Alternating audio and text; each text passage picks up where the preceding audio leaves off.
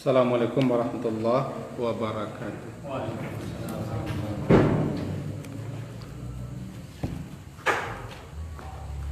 Bismillahirrahmanirrahim. Alhamdulillahirabbil alamin. Wassalatu wassalamu ala Rasulillah wa ala alihi wa ashabihi ajmain. Bapak dan ibu-ibu, kita awali kajian kita malam hari ini dengan membaca Bismillahirrahmanirrahim. Dasar kaji kita adalah surat Ali Imran, surat yang ketiga, ayat ke-16 dan ke-17.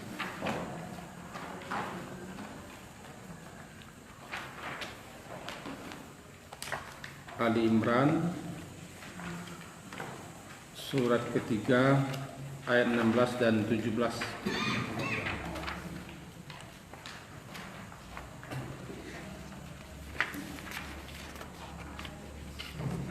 Halaman 52. A'udzu billahi minasyaitonir rajim. Bismillahirrahmanirrahim. Alladzina yaquluna rabbana innana amanna faghfir lana dzunubana wa qina adzabannar. As-sabirina was-sadiqina wal-qanitina wal-munfiqina wal-mustaghfirina bil ashar. Orang-orang yang yaqulun, mereka mengucapkan doa atau berdoa, Rabbana, wahai Rabb kami, innana, sesungguhnya kami, amanna, kami telah beriman,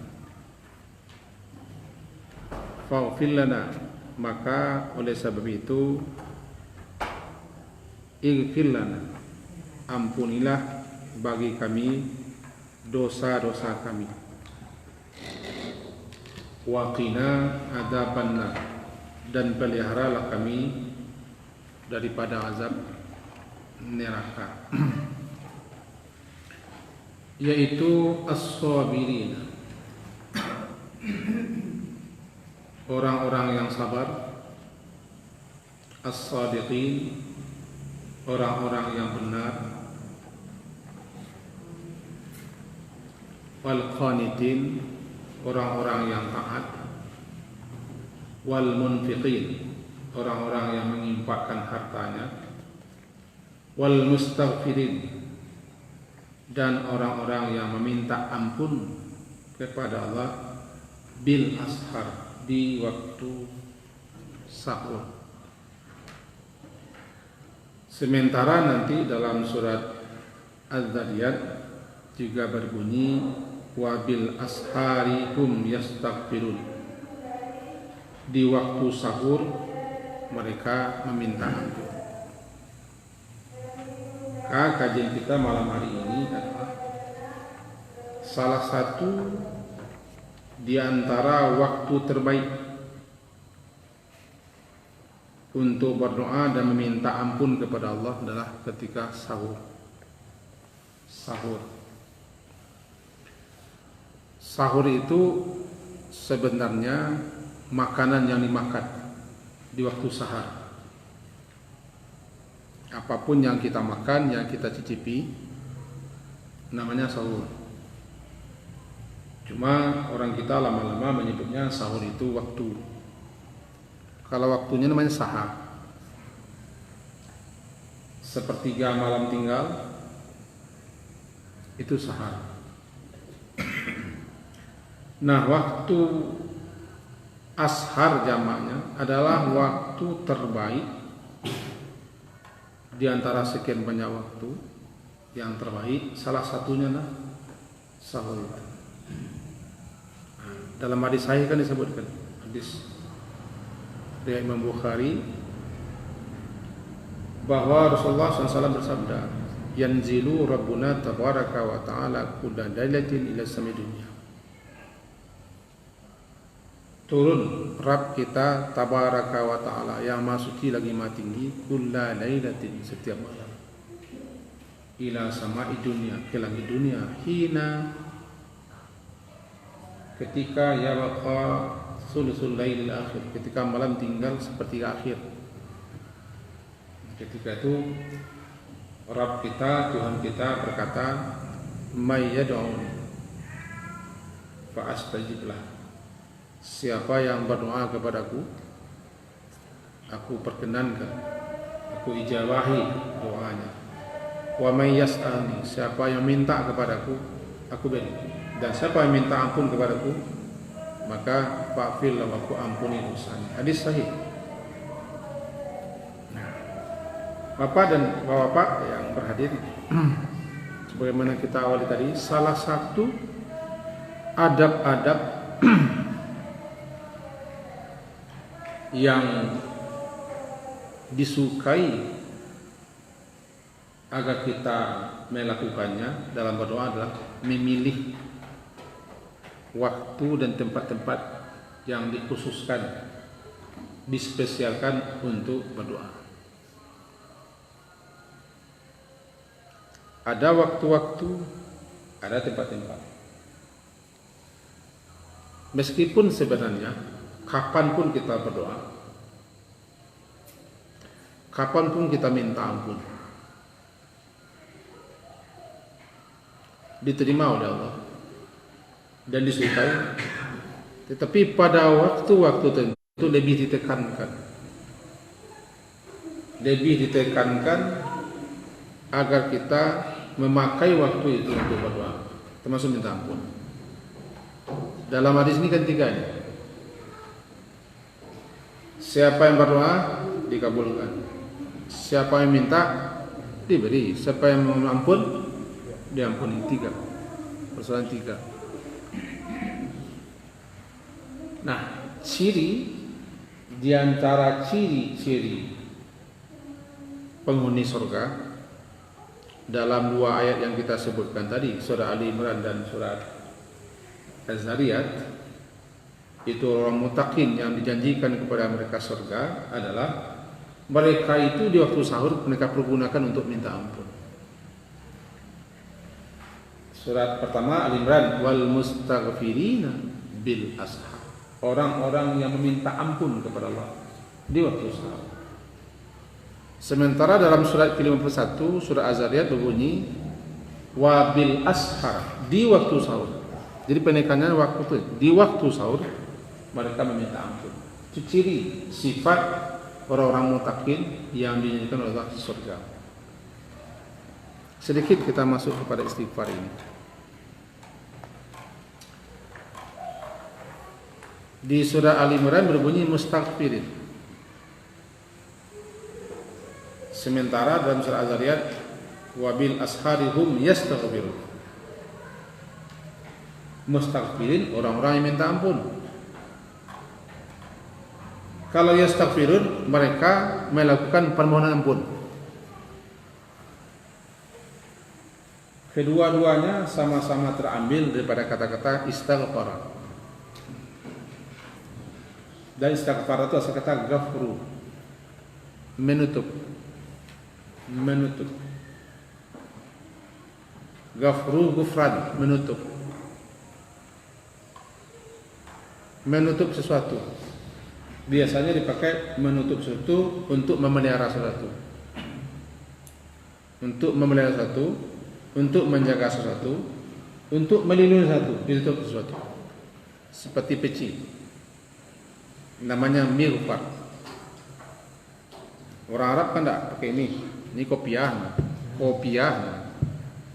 Mereka punya penutup kepala. Penutup kepala itu mereka beri nama mighfar karena dipakai untuk menutup kepala.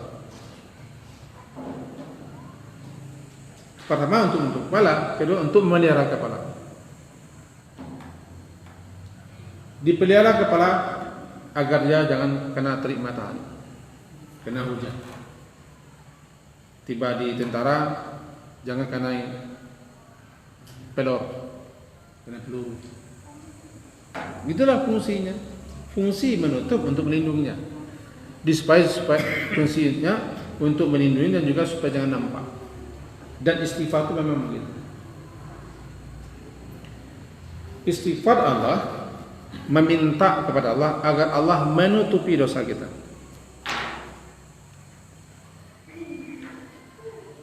Supaya jangan nampak. Apanya supaya jangan nampak?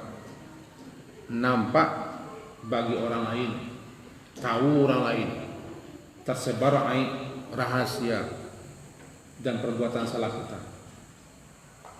Mohon Allah tutup. Allah itu maha menutupi, sitir, dan suka kepada menutup. Pagi-pagi sekali Nabi sudah doa, Allah mastur aurati, Allah mastur aurati, wa amin rawati. Sore juga itu baca Nabi, Allah mastur aurati. Dalam potongan doa yang panjang. Pagi sore bacanya Allahumma inni as'alukal afiyah fid dunya wal akhirah. Allahumma inni as'alukal afwa wal afiyata fi dini wa dunyaya wa ahli wa mali. Allahumma astur aurati. Ya Allah, ustur, tutuplah auratku, aibku, cacatku, celaku, kekurangku, kejelekanku, kelemahanku, termasuk dosa-dosa. Aurat. Aurat itu ar itu aib.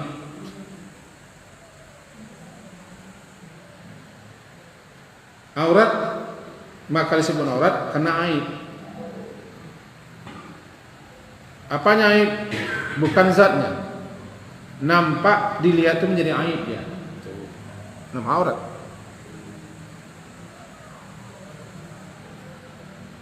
Yang barang tu enggak aurat. Yang barang tu enggak aib. Yang barang tu enggak cacat, enggak buruk begitu. Cuma nampak menjadi aib. Mencacat, mencela. Bagaimana? Aurat. Jadi kalau kita minta kepada Allah ustur aurati, ya Allah tutuplah aibku, cacatku, celaku, kekuranganku, kelemahanku, kejelekanku, dosa-dosaku, perbuatan salah tutup ya Allah. Mohon. Ustur aurati. Amin rawati. Amankanlah aku daripada sesuatu yang aku takut. Karena kita tidak membahas itu, kita tidak panjangkan. Jadi yang tadi al-ghafru as-sitru, menutup. Dengan begitu, jika orang ini misalnya beristighfar, asal katanya kan 3 huruf itu, ghain, fa, ra. Ghain, fa dan ra.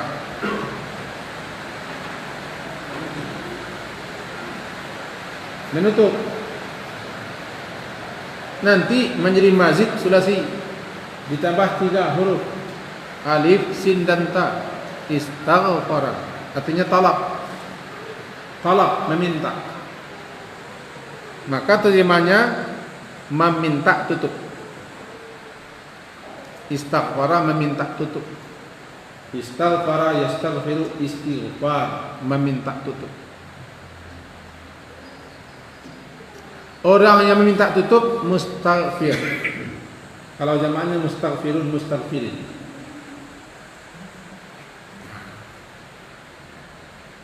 Itu dia asal kata.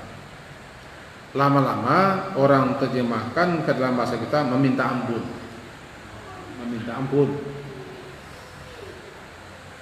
Sebenarnya memohon kepada Allah agar Allah menutupi dosa kita, kejelekan kita, keburukan kita, aib kita, cacat celah kita, kekurangan kita, kelemahan kita, kekhilafan kita. Mohon ditutup. Jangan sampai tahu orang.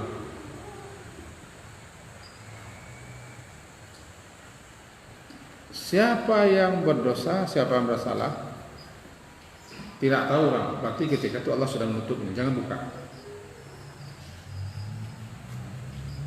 Itu yang pertama gafru. Yang kedua melihara.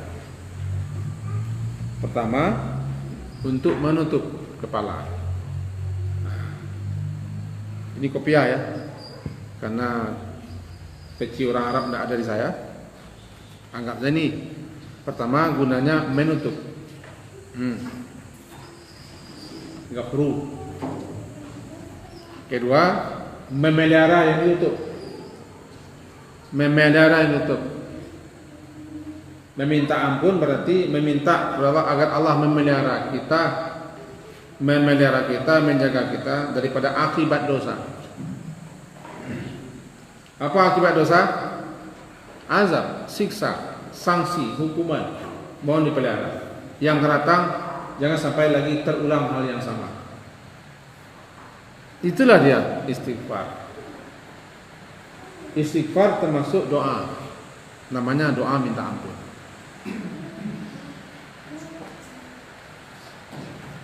Nanti ada lagi namanya gufran. Dalam ayat kita baca gufranaka.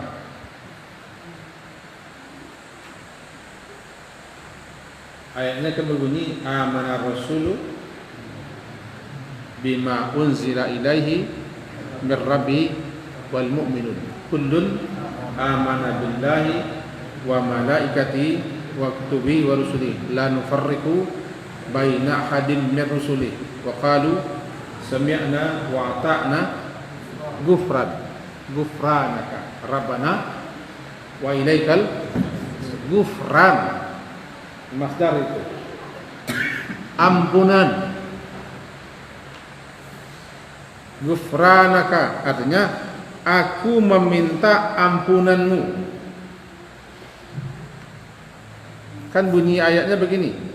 Wah, tengok saja lah Pak supaya jelas. Ya, kita tengok, tidak bayar.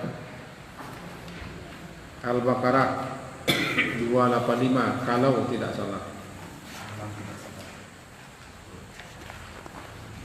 Ya. Halaman 49.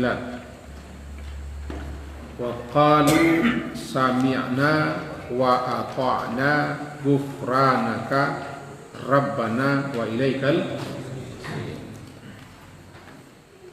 Dan mereka berkata, sami'na, kami dengar, ata'na, kami taati, ghufranaka, ampunilah, ghufranaka, ampunanmu. Yang aku harapkan, yang aku mohonkan ya Allah. Di sini terjemahkannya ampunilah kami ya Tuhan kami. Itu terjemah di sini. Wa ilaikal masir, dan kepadamu lah tempat kami kembali. Kita jelaskan ini. Sami'na, kami dengar.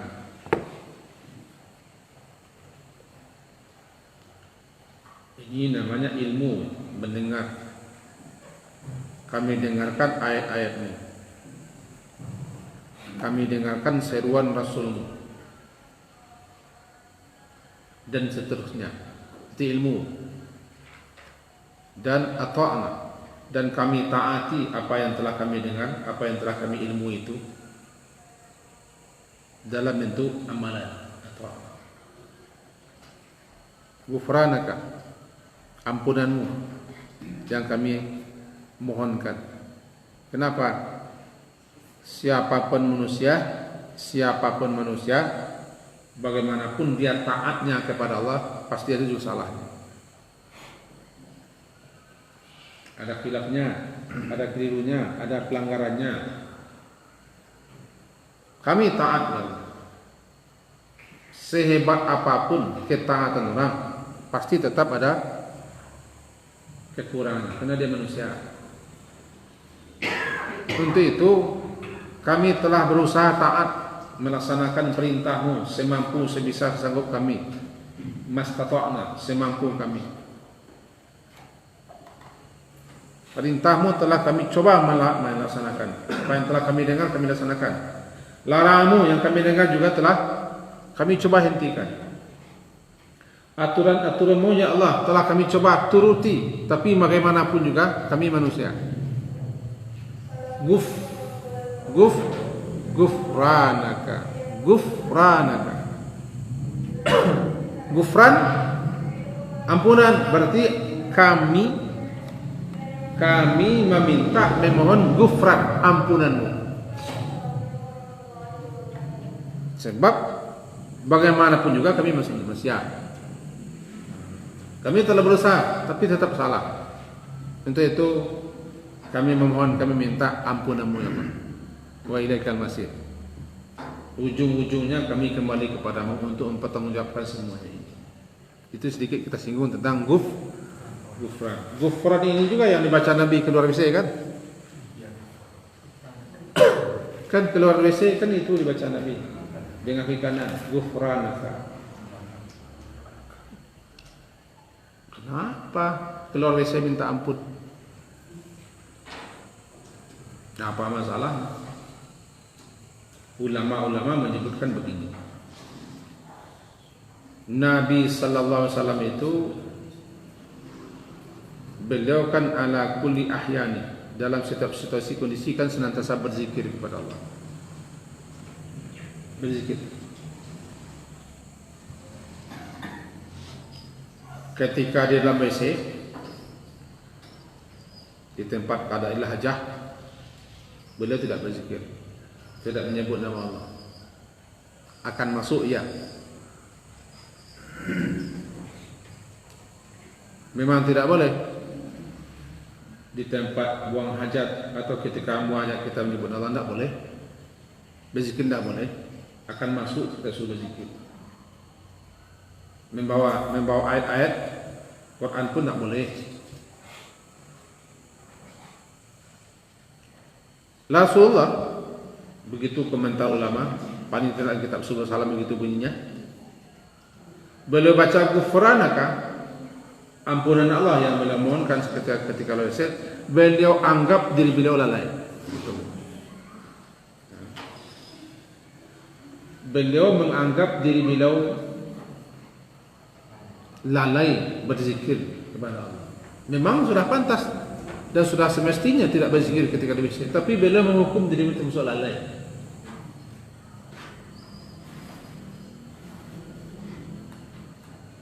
Karena beliau pun dia kelalai, maka keluar WC langsung meminta ampun, gufran juga. Minta ditutupi kesalahan, dipelihara daripada akibat salah itu. Yang lainnya memahami adalah syukur, kelalaian, kelengahan dalam bersyukur kepada Allah. Kenapa? Sebab buang air itu adalah kenikmatan yang jarang disyukuri manusia. Jarang disyukuri manusia buang air.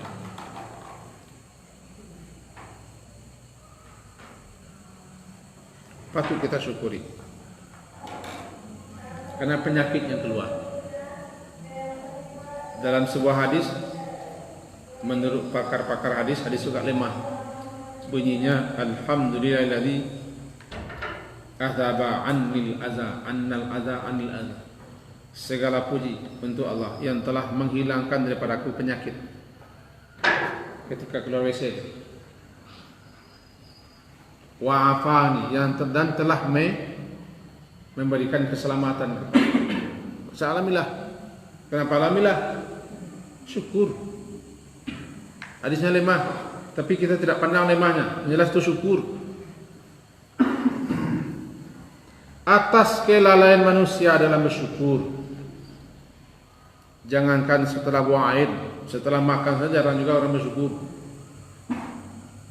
Dalam segala sesuatunya sedikit orang bersyukur. Qalilan ma tashkurun, sedikit. Maka diajari kita oleh Rasulullah minta ampun kepada Allah atas kelalaian kita bersyukur, termasuk kelalaian kita mensyukuri lancarnya buang air. Gufranaka. Itu yang kita pahami kan gufran tadi. Gufran, ampunan. Nah, kembali kita kepada kaji awal.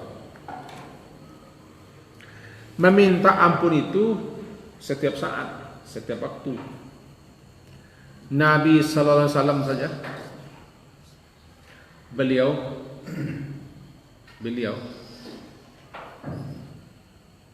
diriwayatkan dalam satu kali duduk tidak kurang daripada 100 kali minta ampun. Yang beliau baca adalah astaghfirullah wa atubu ilaih. Astaghfirullah wa atubu ilaih. Itu beliau. Dan memang kita disukai meminta ampun, memperbanyak kepada Allah tanpa mengenal waktu, tanpa mengenal jumlah bilangan. Teruslah minta ampun. Terus minta ampun. Kapan saja. Lebih-lebih setelah melakukan dosa.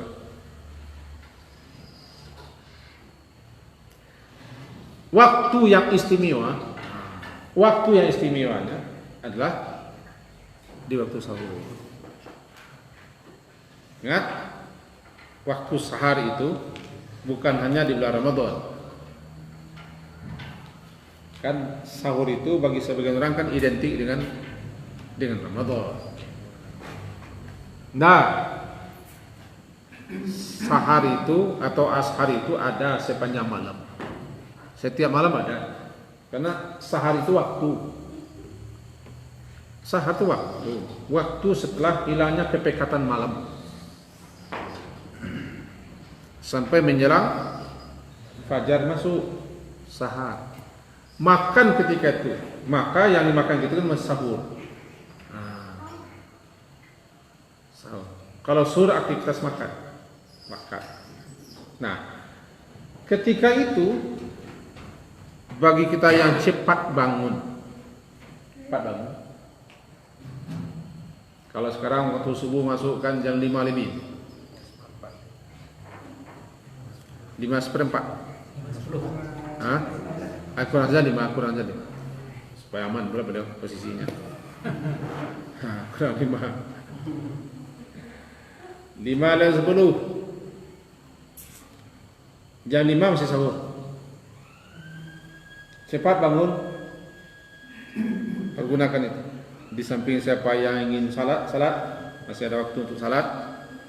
Siapa yang ingin baca Quran, tapi jangan lupa meminta ampun. Itu waktu istimewa. Kita katakan tadi bukan hanya waktu sahur, sepanjang waktu kita boleh minta ampun dan disukai. Lebih-lebih waktu sahur itu waktu yang terbaik. Kenapa? Allah turun ke langit dunia. Saya tidak akan menjawab bagaimana Allah turun, itu sudah menjadi perselisihan dan perdebatan ulama. Kita yang orang-orang Syiami ini jangan ikut campur pula masalah itu.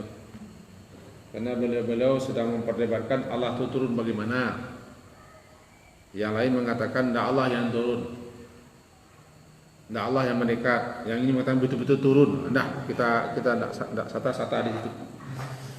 Ilmu kita picik. Yang kita bahas, nah itu yang kita bahas lah. Apa fungsi, apa guna, apa yang bisa kita lakukan di waktu itu yang lebih baik daripada membahas itu lagi. Bagi kita ya. Nah, waktu sahar itu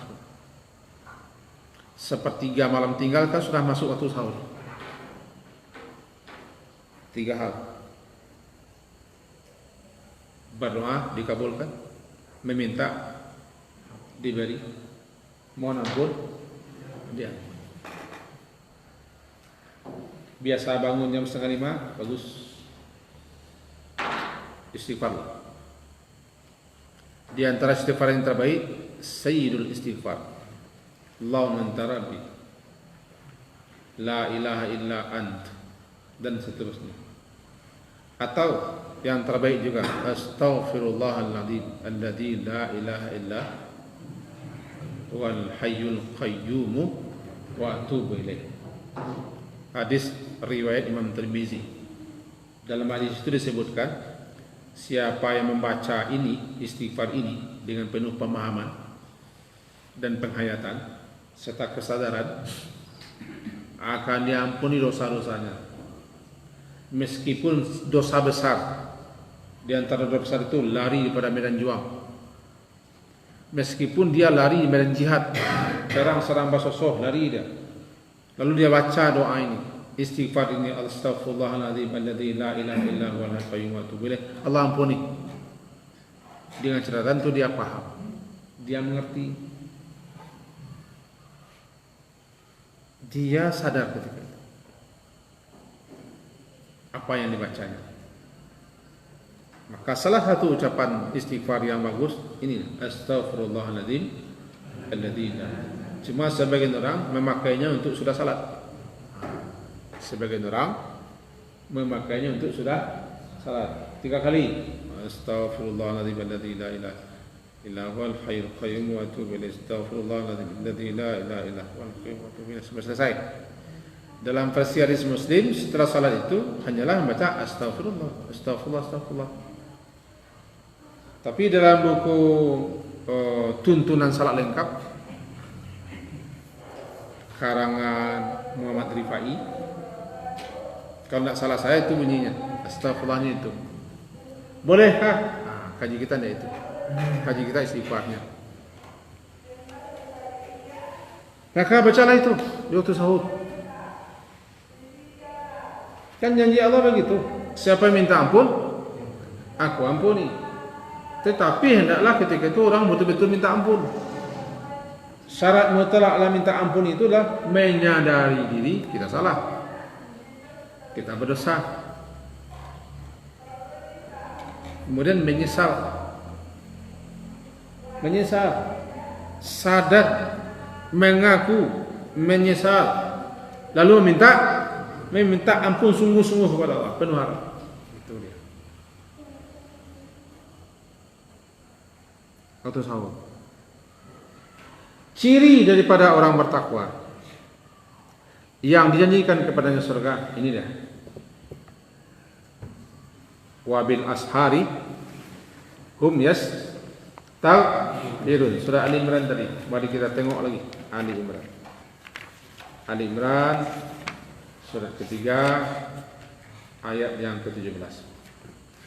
Bermula ayat ini sebenarnya semenjak ayat 14 ini. Wallahu indahu husnul ma'ab. Semenjak ayat itu. Ayat 14 kan berbunyi, dijadikan indah atau dihiaskan kepada manusia sehingga menjadi indah baginya hubbus syahwat, kecintaan terhadap syahwat, berupa kecintaan kepada perempuan, banin, anak-anak, al-qanatir, harta benda yang bertumpuk-tumpuk dalam bentuk emas, zahab dan fiddah, perak, wal khailil musawwamah, dan kuda-kuda pilihan, binatang-binatang ternak, dan aras dan sawah ladang. Itu semua mata'ul hayati dunia, kesan hidup dunia. Di sisi Allah ada yang lebih husnul ma'ab, ada di sisi Allah itu tempat kembali yang terbaik. Untuk itu katakan ya Muhammad, maukah unabbiukum, aku beritahu kepada kamu semua, bi khairin min dzalikum, yang lebih baik bagi kamu daripada semua itu, daripada semua pernak-pernik hiasan hidup dunia ini. Ada yang lebih baik bagi kamu. Apa itu? Untuk orang yang bertakwa, di sisi Tuhan mereka ada jannatun tajri min tahtihal anhar khalidina fiha wa azwajun mutahharah, pasangan-pasangan disucikan dan keridhaan daripada Allah. Allah itu Maha melihat kepada hamba-hambanya. Siapa orang ini? Siapa orang ini?